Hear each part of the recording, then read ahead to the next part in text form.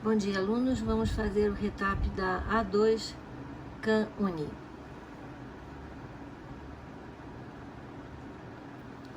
A classificação biológica proposta por Whittaker permite distinguir 5 grandes linhas evolutivas utilizando como critérios de classificação a organização celular e o modo de nutrição. Use seus colaboradores, com base na comparação das sequências que codificam o RNA ribossômico dos seres vivos, estabeleceram relações de ancestralidade entre os grupos e concluíram que os procariontes do reino Monera não eram um grupo coeso do ponto de vista evolutivo. A diferença básica nas classificações citadas é que a mais recente se baseia fundamentalmente a classificação de Woolsey data de 1977 e divide os seres vivos em 3 domínios: árqueas, bactérias e eucária. A classificação de Whittaker divide os domínios em 5 reinos: Monera, protista, fungi, plantas e animais, e é de 1969. Então, a classificação mais recente se baseia em parentesco evolutivo e então afirma que o grupo Monera não era um grupo coeso deste ponto de vista. Portanto, a resposta é a letra C. Parentesco evolutivo. Os bichinhos e o homem, Arca de Noé. Nossa irmã, a mosca, é feia e tosca, enquanto que o mosquito é mais bonito. Nosso irmão besouro, que é feito de couro, mal sabe voar. Nossa irmã, a barata, a bichinha mais chata, é prima da borboleta, que é uma careta. Nosso irmão, o grilo, que vive dando estilo só para chatear. O poema acima sugere a existência de relações de afinidade entre os animais citados e nós, seres humanos. Respeitando a liberdade poética dos autores, a unidade taxonômica que expressa a afinidade existente entre nós e esses animais é... Muito bonitinha a poesia, né? Nós e os bichinhos citados somos do mesmo reino, reino animal. Esses bichinhos todos são da classe insecta, do filo artrópoda, enquanto os seres humanos são do filo cordado.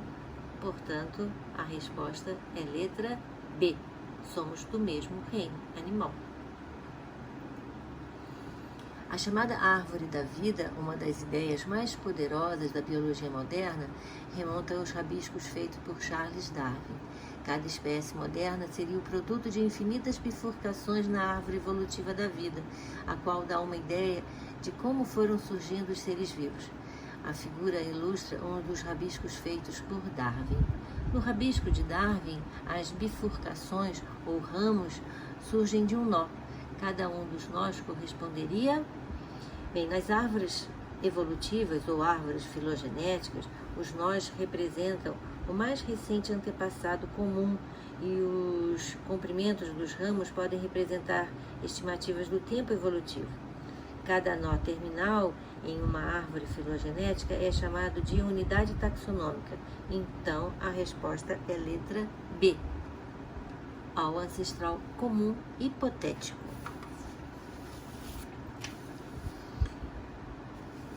Na família Retrovidae encontram-se diversos vírus que infectam aves e mamíferos, sendo caracterizada pela produção de DNA a partir de uma molécula de RNA.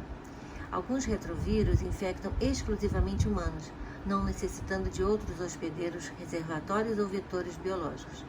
As infecções ocasionadas por esses vírus vêm causando mortes e grandes prejuízos ao desenvolvimento social e econômico. Neste contexto, pesquisadores têm produzido os medicamentos que contribuem para o tratamento dessa doença. Que avanços tecnológicos têm contribuído para o tratamento dessas infecções virais causadas por retrovírus? Bem, o HIV é um retrovírus, isso é, ele é um vírus de RNA que possui uma enzima chamada transcriptase reversa. Essa enzima possibilita que o vírus, que é de RNA, sintetize DNA e assim se incorpore ao DNA da célula hospedeira. A vantagem de se incorporar à célula hospedeira é que toda vez que a célula se reproduzir, suas células filhas já terão o genoma viral e assim ele se perpetua. Então, os cientistas estão investindo em estudos de medicamentos antirretrovirais que dificultem a reprodução desses vírus, agindo extremamente na ação da transcriptase reversa. O inibidor da transcriptase reversa do AZT age diretamente em uma substância existente em nosso organismo chamada de protease, que é responsável pela sobrevivência do vírus quando ele deixa a célula na qual ele foi criado e impede a infecção das células sadias. Portanto, a resposta é a letra E. Produção de medicamentos antirretrovirais que dificultam a reprodução destes vírus.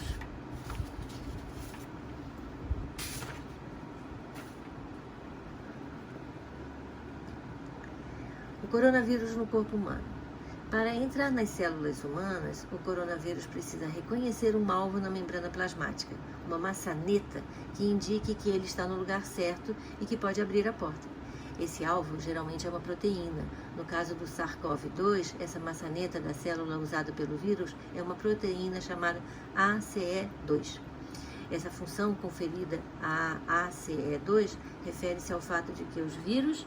Vamos começar pela letra A. Sim, os vírus são parasitas intracelulares obrigatórios, mas este fato não se refere ao fato de o vírus precisar achar uma maçaneta para sua chave. A letra C. Sim, está correta a afirmação, mas também não se relaciona ao fato do vírus ter que achar a entrada correta. A letra D. Os vírus não têm metabolismo próprio. A letra E. Nem todos os vírus são envelopados. Portanto, a resposta é a letra B. Os vírus são específicos, isto é, eles possuem uma chave que só abre determinada fechadura na membrana da célula hospedeira. Essa especificidade pode ser maior ou menor. Às vezes é por conta do tipo de célula ou por conta do tipo de ser vivo. Por exemplo, o vírus da gripe, ele pode atingir diferentes espécies de animais, por exemplo, aves, porcos e o homem, né? Porém, ele atinge somente células do aparelho respiratório. Ele não atinge, por exemplo, células do fígado. Portanto, a resposta é letra B. Possui especificidade celular.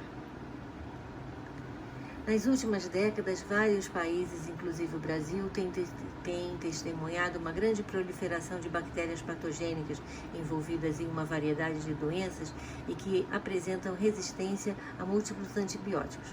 Atualmente, tem se destacado as superbactérias que acumulam vários genes determinantes de resistência, a ponto de se tornarem resistentes a praticamente todos os antibióticos. Essa resistência tem ocorrido por quê? Sim, a letra A está correta, porque as bactérias patogênicas se multiplicam de forma acelerada, mas isso aí não é o motivo pelo qual surgem bactérias chamadas superbactérias. A correta é a letra B. O uso indiscriminado de antibióticos está privilegiando bactérias resistentes e assim criando as chamadas superbactérias. Quando você precisar tomar esse tipo de medicamento, sempre atente para as orientações médicas. Tome pelo tempo que o médico mandou, do jeito que o médico mandou, e não guarde medicamentos que sobraram para uma próxima ocasião, para um próximo tratamento. Portanto, a letra certa é a letra B. Antimicrobianos têm sido utilizados de maneira indiscriminada. As bactérias são seres unicelulares que fazem parte do reino bactéria. Existem milhares de espécies conhecidas que apresentam formas, habitats e metabolismo diferentes. Elas podem viver no ar, na água, no solo, dentro de outros seres vivos e até em locais de altas pressões e condições completamente inóspitas à maioria dos seres vivos. Alguns desses micro-organismos são causadores de doenças, mas também há bactérias com grande importância ecológica e econômica. De acordo com as características morfológicas e reprodutivas das bactérias, assinale a alternativa correta. Vamos de trás para frente também? A letra E está errada, porque esporos são estruturas para reprodução assexuada. A letra D está errada, porque a transformação é um tipo de reprodução sexuada. A letra C está errada, porque as bactérias formam colônias. A letra B está errada, porque bactérias e arqueias são procariontes. Então, a resposta correta é a letra A. Esse tipo de reprodução é muito rápida, porém pode ser desvantajoso o fato de termos bactérias geneticamente iguais. Lógico que a gente está falando desvantajoso para a bactéria, né? porque se a bactéria for suscetível a alguma mudança no ambiente, todas as suas filhas também serão, e elas então poderão morrer se acontecer uma mudança no ambiente. Portanto, a resposta certa é a letra A. As bactérias reproduzem-se geralmente por divisão binária, uma forma assexuada de reprodução pela qual uma única bactéria pode originar um clone. Maré vermelha deixa o litoral em alerta. Uma mancha escura formada por um fenômeno conhecido como maré vermelha cobriu ontem uma parte do canal de São Sebastião e pode provocar a morte em massa de peixes. A Secretaria do Meio Ambiente de São Sebastião entrou em estado de alerta. O risco para o homem está no consumo de ostras e moluscos contaminados. Vamos analisar a letra A. A proliferação de algas macroscópicas do grupo das rodofícias tóxicas para o consumo pelo homem ou pela fauna marinha. As algas que se proliferam são microscópicas, as diatomáceas. Então, não é essa a alternativa. A letra B. Não é a proliferação de bactérias que causa a maré vermelha, e sim de algas dinoflageladas, como eu falei. A letra C. Não é o crescimento de fungos, e sim de algas dinoflageladas, novamente. A letra D. Não é o crescimento de líquens, e sim de algas dinoflageladas, como eu falei. Portanto, a resposta é a letra E. Proliferação de certos dinoflagelados, algas unicelulares, liberando na água substâncias tóxicas que podem envenenar e matar vários seres vivos. A construção de instalações sanitárias adequadas, tais como privadas, esgotos e fossas sépticas, que diminuem a eutroficação e impedem a contaminação da água e de alimentos, é uma das formas de prevenção da doença descrita abaixo. Abre aspas. Parasitose humana adquirida ao se ingerir cistos, formas de resistência, presentes na água ou em alimentos contaminados com fezes de pessoas doentes. No interior do intestino, a parede do cisto se rompe, liberando os parasitas, que invadem as glândulas da parede intestinal, onde passam a se alimentar de tecido do hospedeiro. Esses locais podem inflamar-se e romper-se, liberando sangue, muco e milhares de parasitas, muitos já na forma de cistos, que serão eliminados com as fezes. Entre os sintomas dessa parasitose destacam-se a diarreia e dor de estômago, e em casos mais graves ocorre diarreia com sangue e a pessoa pode tornar-se anêmica. A doença parasitária descrita é denominada? Bem, a resposta é a letra A, é a giardíase, que é causada pelo flagelado Giardia lamblia. A toxoplasmose tem como hospedeiro definitivo os felinos, e nós somos o hospedeiro intermediário, então não é essa a resposta. A dengue é causada por vírus e é transmitida pela picada do mosquito, assim como a malária também, apesar de ser causada por um protozoário, e a doença de Chagas é causada pelas fezes contaminadas com protozoários e transmitida pela barbeiro. Portanto, a resposta é a letra A, giardíase.